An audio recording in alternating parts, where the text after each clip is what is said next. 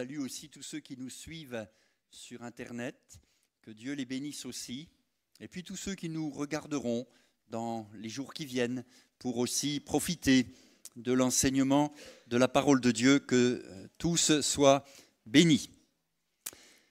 Tout à l'heure, je lisais un texte de l'Ancien Testament qui raconte avec précision le Nouveau Testament. C'est ça l'unité de la Bible, c'est que l'Ancien Testament annonce le Nouveau Testament. Et on va faire une lecture dans l'Ancien Testament maintenant, mais finalement, on va parler de choses qui sont profondément actuelles. C'est ça la parole de Dieu. Elle est ancienne, elle a été écrite il y a longtemps, et pourtant, elle me parle, elle te parle encore aujourd'hui. Alors on va lire une belle histoire d'amour. Vous aimez les histoires d'amour ? C'est vraiment une belle histoire. Et je voudrais qu'on aille faire cette lecture dans Genèse 24, parce que j'aimerais vous parler d'une femme qui s'appelle Rebecca, et qui, vous allez voir, symbolise quelque chose d'important et qui nous concerne nous. Donc on va dans Genèse 24, et je lis ceci. Abraham était vieux, avancé en âge, et l'Éternel avait béni Abraham en toutes choses. Abraham dit à son serviteur, le plus ancien de sa maison, l'intendant de tous ses biens, « Mais je te prie ta main sous ma cuisse, et je te ferai jurer par l'Éternel, le Dieu du ciel et le Dieu de la terre, de ne pas prendre pour mon fils une femme parmi les filles des Cananéens au milieu desquels j'habite, mais d'aller dans mon pays et dans ma patrie prendre une femme pour mon fils Isaac. » Le serviteur lui répondit, « Peut-être la femme ne voudra-t-elle pas me suivre dans ce pays-ci ?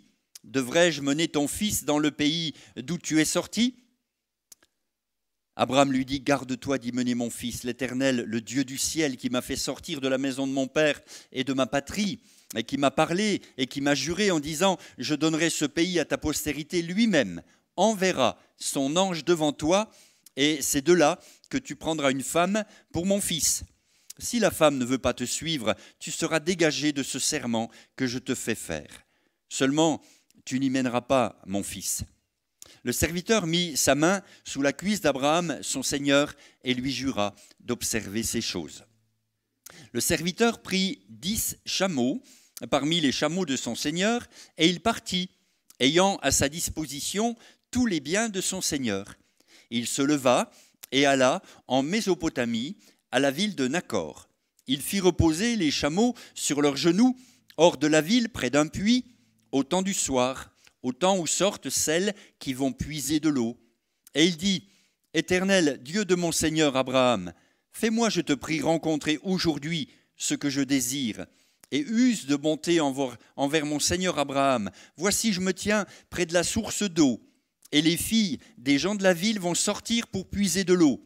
Que la jeune fille à laquelle je dirai, « Penche ta cruche, je te prie, pour que je boive, et qui répondra, « Bois, et je donnerai aussi à boire à tes chameaux, soit celle que tu as destinée à ton serviteur Isaac.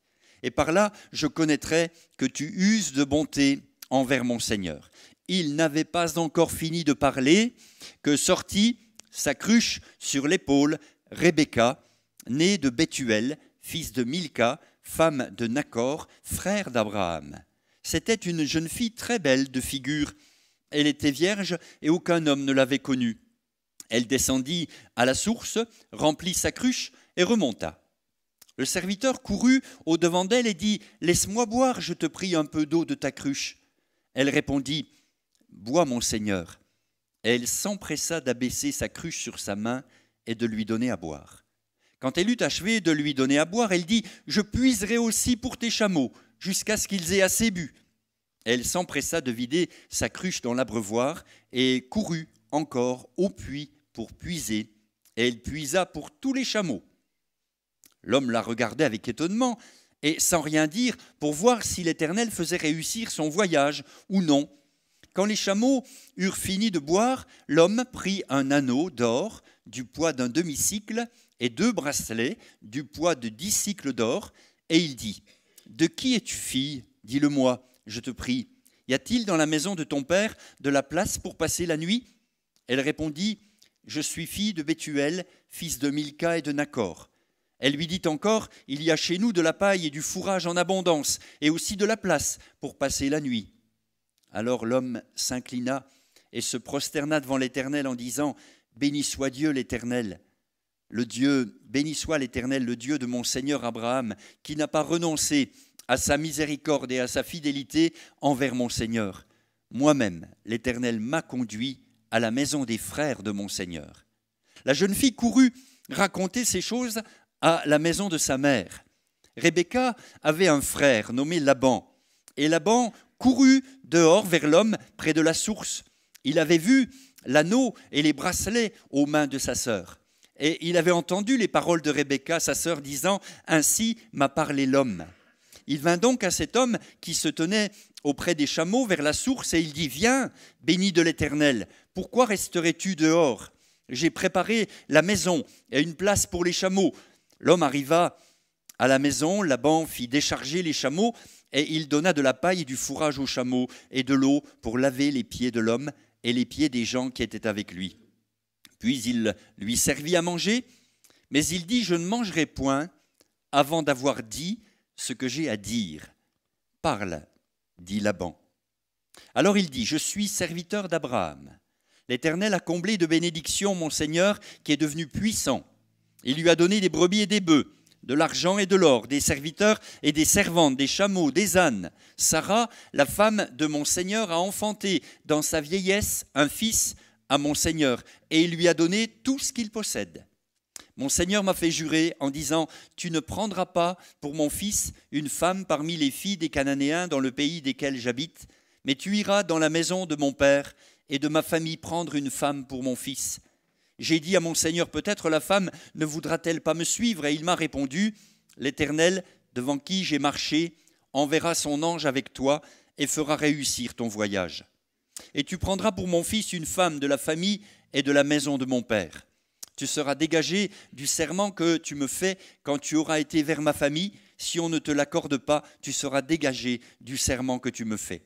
Je suis arrivé aujourd'hui à la source et j'ai dit, Éternel, Dieu de mon Seigneur Abraham, si tu daignes faire réussir le voyage que j'accomplis, voici, je me tiens près de la source d'eau et que la jeune fille qui sortira pour puiser, à qui je dirai, laisse-moi boire, je te prie, un peu d'eau de ta cruche, et qui me répondra, bois toi-même et je puiserai aussi pour tes chameaux, que cette jeune fille soit la femme que l'Éternel a destinée au fils de mon Seigneur.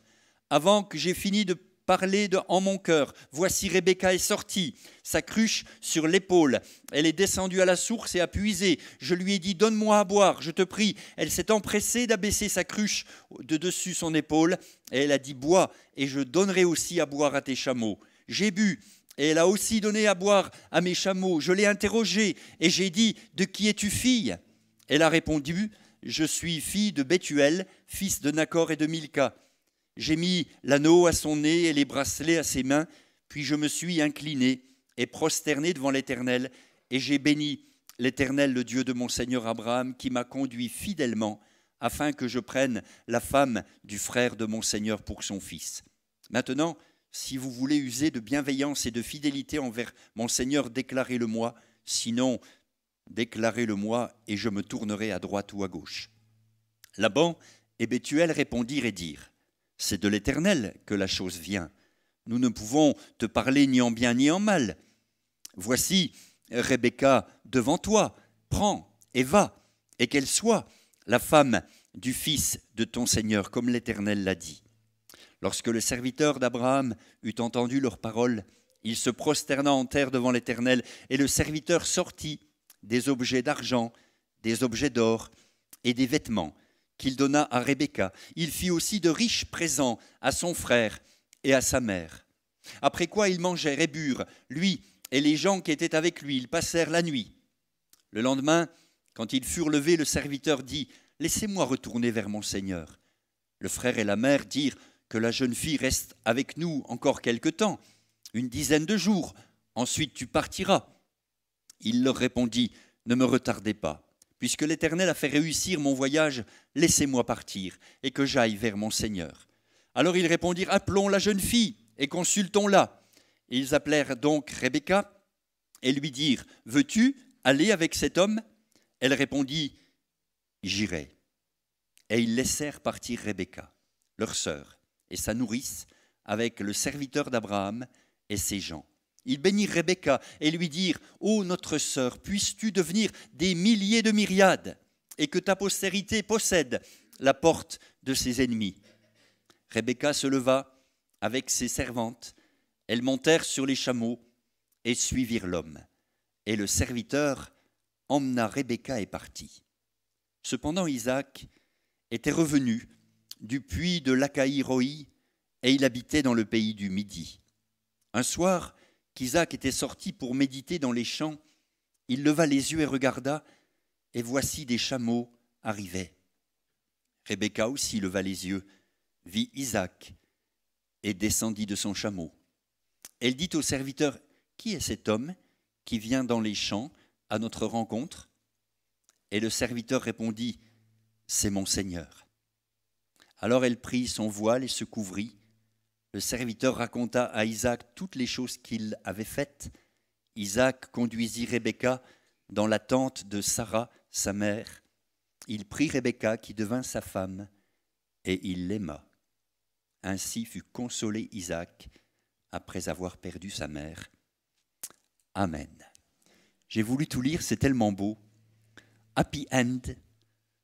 Ils se marièrent et eurent beaucoup d'enfants. Vous connaissez la formule. Une belle histoire d'amour, l'histoire d'une jolie jeune fille qui va suivre ses intuitions et dont la vie va complètement être bouleversée. On va s'arrêter ce matin sur les phrases que prononce Rebecca. Et je voudrais vous expliquer quelque chose d'important quand on lit la Bible et qu'on essaye de la comprendre. Au-delà de l'histoire qu'on vient de lire, il y a une application spirituelle. Il y a quelque chose de symbolique dans toute cette histoire. En effet, ce récit préfigure l'Église. Je m'explique. Dans cette famille, vous trouvez le père. Le père, c'est Abraham. Vous trouvez le fils, c'est Isaac. Or, on sait dans les chapitres précédents qu'à un moment donné, le père a voulu offrir son fils. Tiens, ça me rappelle le père qui a tant aimé le monde, qu'il a donné son fils.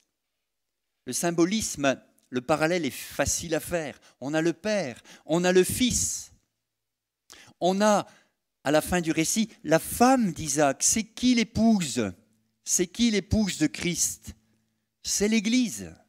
C'est pour ça que je vous dis que le récit de Rebecca, ce matin, parle de nous, parle de l'Église. Et Eliezer, le serviteur d'Abraham, qui va chercher Rebecca et qui l'amène vers l'époux, c'est le Saint-Esprit, image du Saint-Esprit, qui nous prépare tous pour aller vers Jésus, puisque la Bible se termine par un mariage. Vous savez ça, que la Bible se termine par un mariage, et que nous serons là, à table, à la table des noces. L'époux et l'épouse seront là, et ce sera là aussi une très belle fin. Donc on est dans une application spirituelle ce matin pour parler de Rebecca. On est là pour réfléchir à ce qu'elle a fait et ce qui, effectivement, nous concerne, nous aussi. On pourrait dire, premièrement, que Rebecca, c'est de la famille d'Isaac. Elle est de la même famille, de la même parenté. Jésus a dit dans l'évangile de Matthieu, « Quiconque fait la volonté de mon Père qui est dans les cieux, celui-là est mon frère, ma sœur, ma mère. » On est de la parenté de Jésus. Quand on s'est converti à Christ, on est devenu ses enfants, son frère, sa sœur. On est de la même famille. Et ça, c'est important de le souligner, on est de la famille de Dieu. Je ne sais pas quelle place a ta famille charnelle. Certes, il ne faut pas la renier, évidemment, il ne faut pas l'abandonner. Mais comprends qu'ici, tu es dans une autre famille, une famille spirituelle, la famille de Dieu. C'est pour ça que vous nous entendrez parler quand on se salue. Bonjour frère, bonjour sœur. On est des frères et sœurs. Bien. Le texte dit que c'était une jeune fille très belle. Eh bien, écoutez, je voudrais vous le dire, vous êtes très beau. Oui, franchement. Ce n'est pas parce que j'ai quelque chose à vous demander derrière, hein, mais vous êtes très beau. Et la Bible éclaire cette beauté d'une façon particulière. Elle dit que c'est une beauté spirituelle, intérieure et cachée, qui a un grand prix devant Dieu.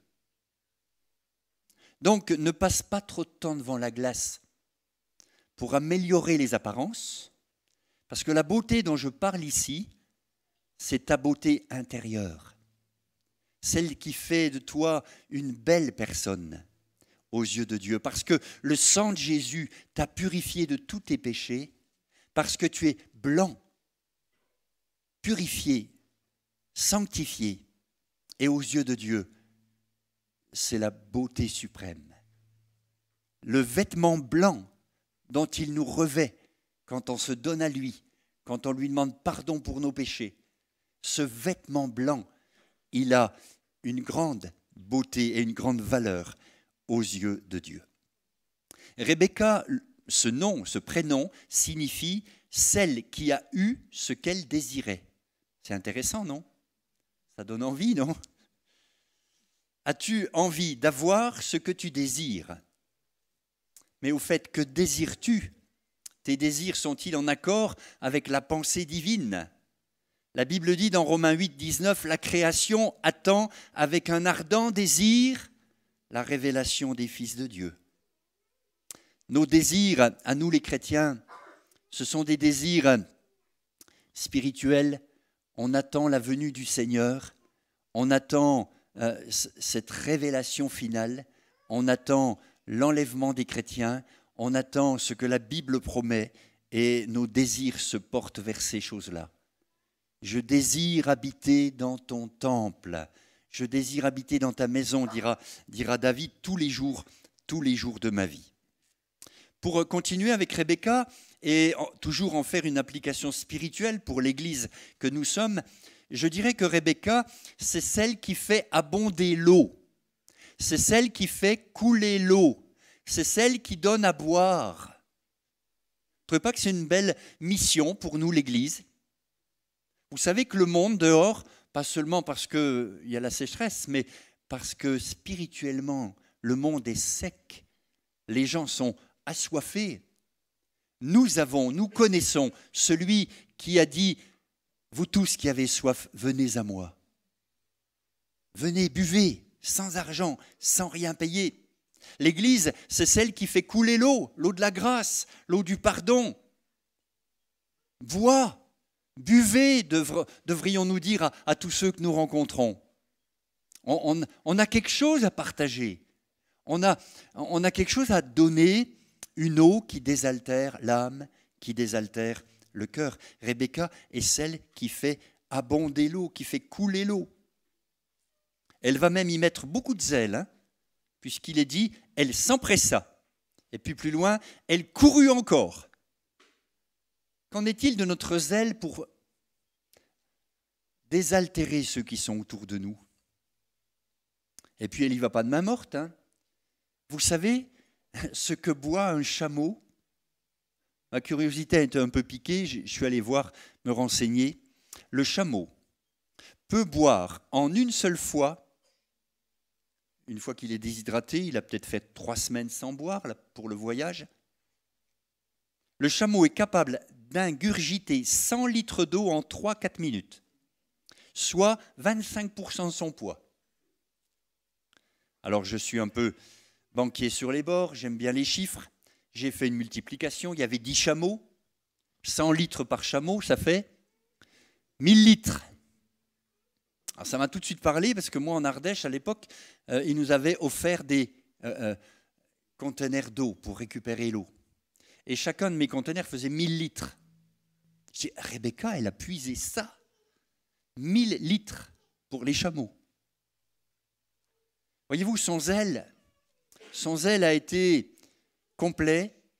Elle a désaltéré les chameaux, elle a donné à boire à l'homme, et j'ai envie de dire, bravo Rebecca. Et j'ai envie de dire que on devrait mettre le même zèle à désaltérer autour de nous ceux qui ont soif, ceux qui n'ont rien, ceux que Dieu cherche et que Dieu veut désaltérer. Elle dira, autre parole importante dans sa bouche, « Il y a de la place chez nous ». Ah, moi je dis amen. Hein. C'est pas que je veux compter les chaises vides, je préfère compter les chaises pleines, mais je dirais il y a encore de la place à l'église. Il y a encore de la place chez nous pour toi. Tu as ta place au milieu de nous. Tu as ta place au milieu de nous. Même si c'est la première fois que tu viens, entends-le, il y a une place pour toi. On veut être de ceux qui font de la place pour tous ceux qui viendront. Et quand ce sera plein, vous savez ce qu'on fera? On poussera les murs, on rajoutera des chaises, parce qu'il y aura toujours de la place pour les pécheurs qui se repentent et pour ceux qui cherchent le Seigneur. Il y a de la place chez nous et il y a à manger. Personne n'est rejeté. Cette jeune fille est remarquable et elle symbolise bien l'Église, je le répète. Elle va dire une autre parole au verset 58, quand on lui dit « Est-ce que tu veux y aller ?»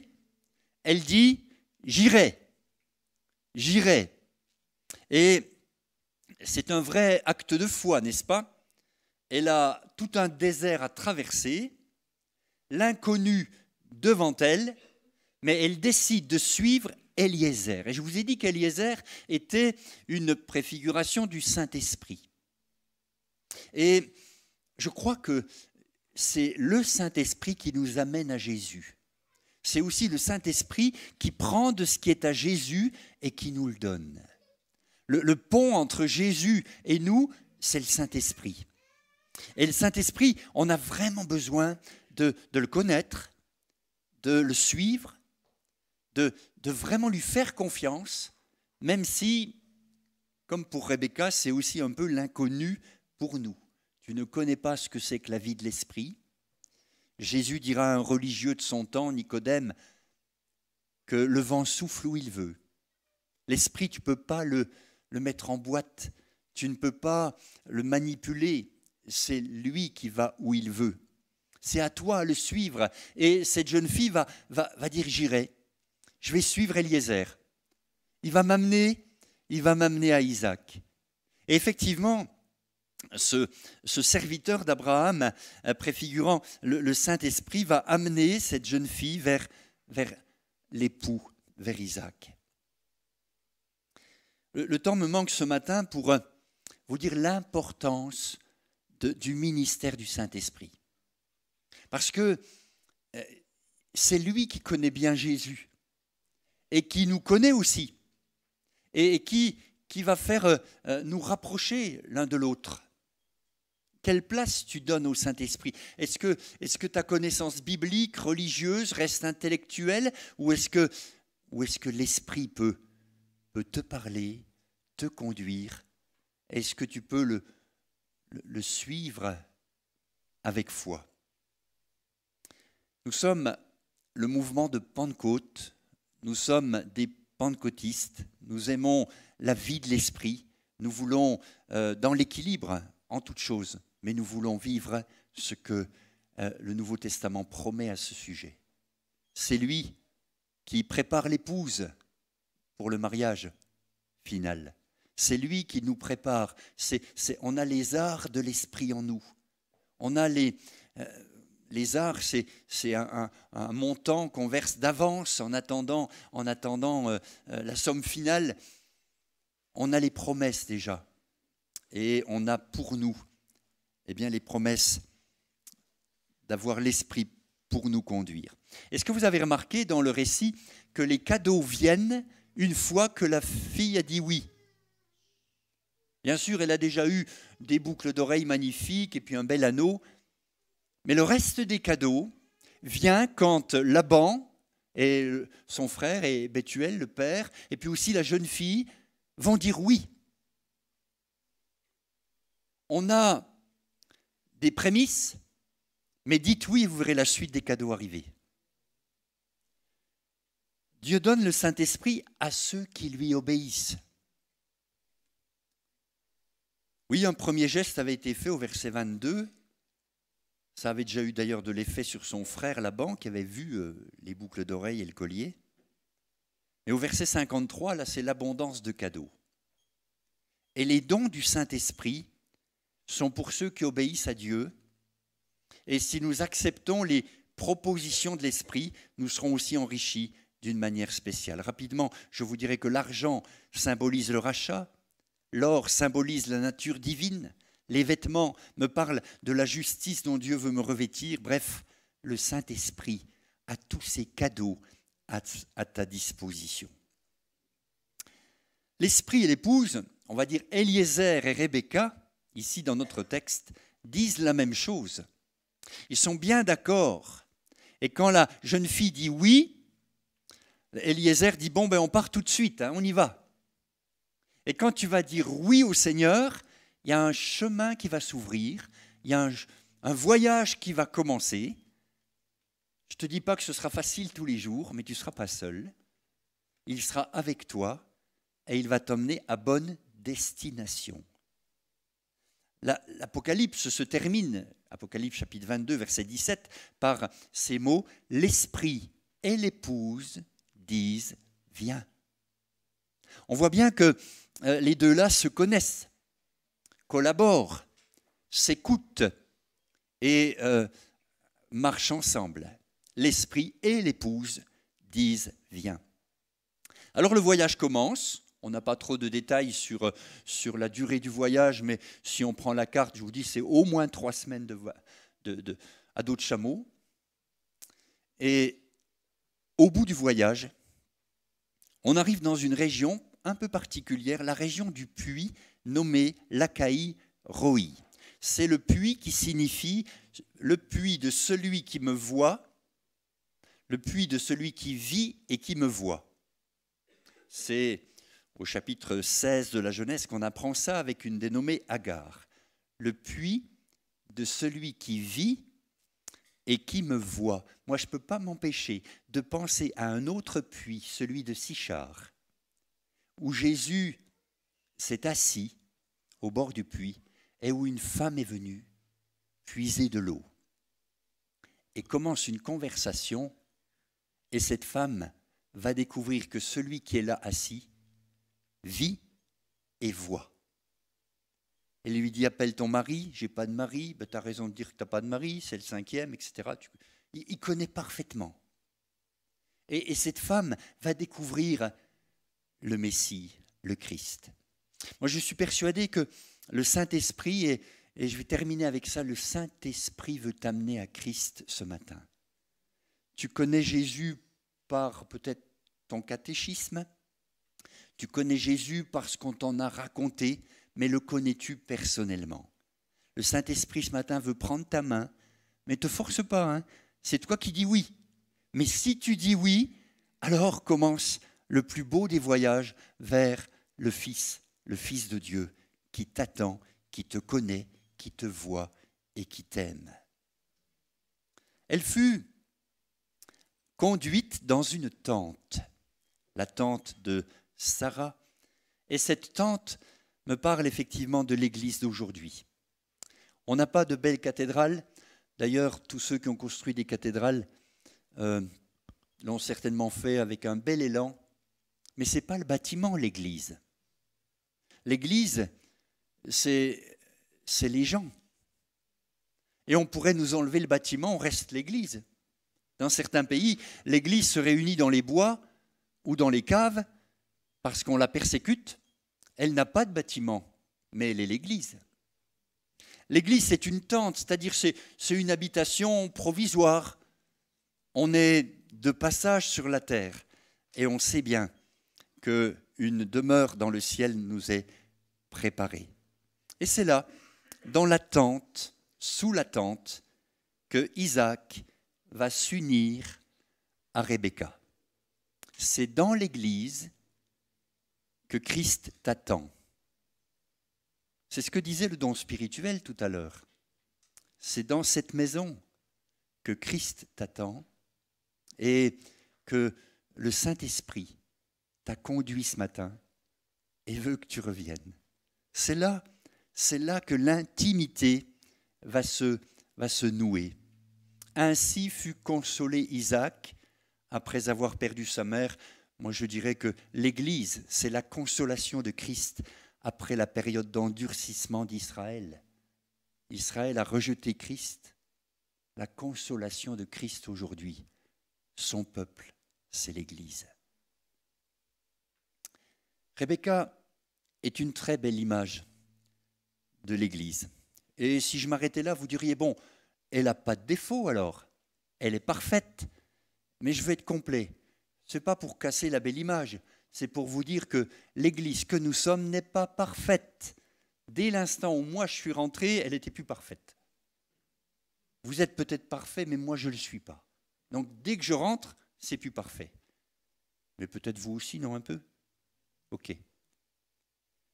Rapidement pour conclure, la Bible me dit au chapitre 25 qu'elle a été stérile, pendant 20 ans. Comment ça? Une épouse stérile?